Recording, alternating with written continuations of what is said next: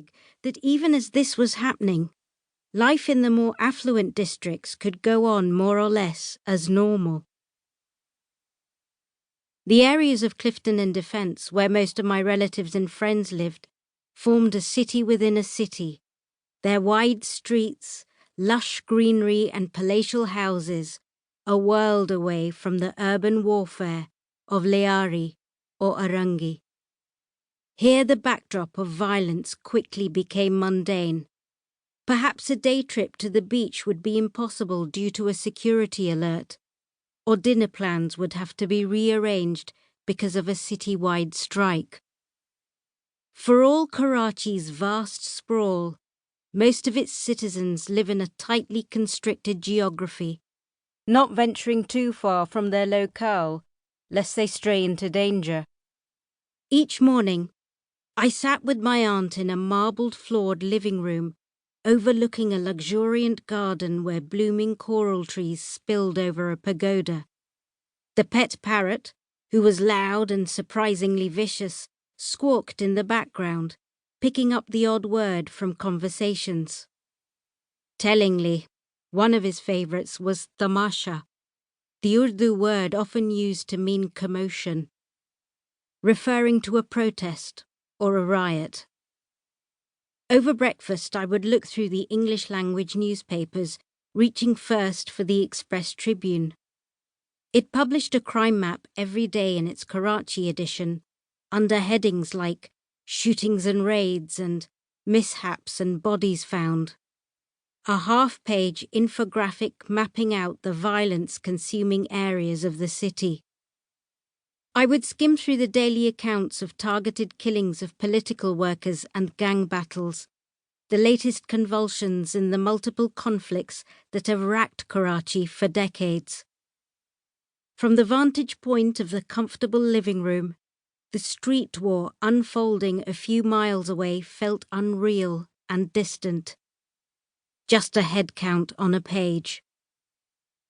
The violence had deep roots. Karachi's history is one of migration and rapid expansion. In 1947, Karachi was a port city with a population of fewer than 500,000 people.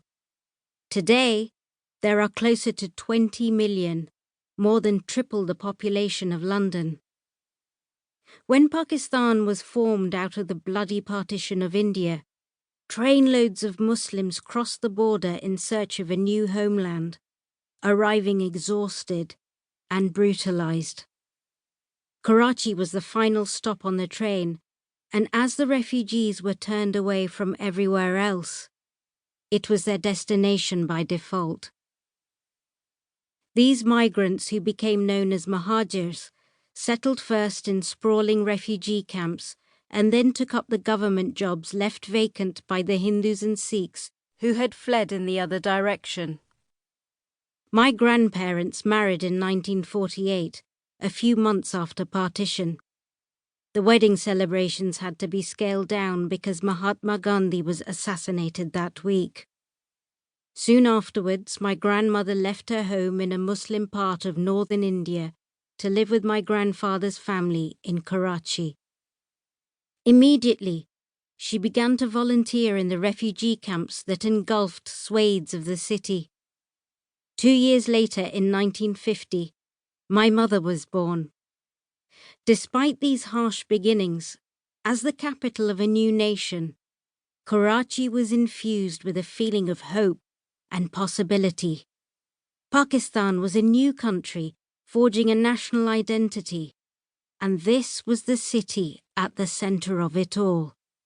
This was the Karachi that my mother and grandmother had told me about, a cosmopolitan place full of energy and action. In the decades since partition, Karachi has been home to a series of complex and ever-evolving conflicts, with sectarian and ethnic resentment mingling with politics and organised crime. First was the tension between the Muhajirs and the local Sindhi population. The Sindhis were broadly less educated and resented the newcomers dominating them in business and public sector jobs. The optimism that was Karachi's mood music in the early days of nation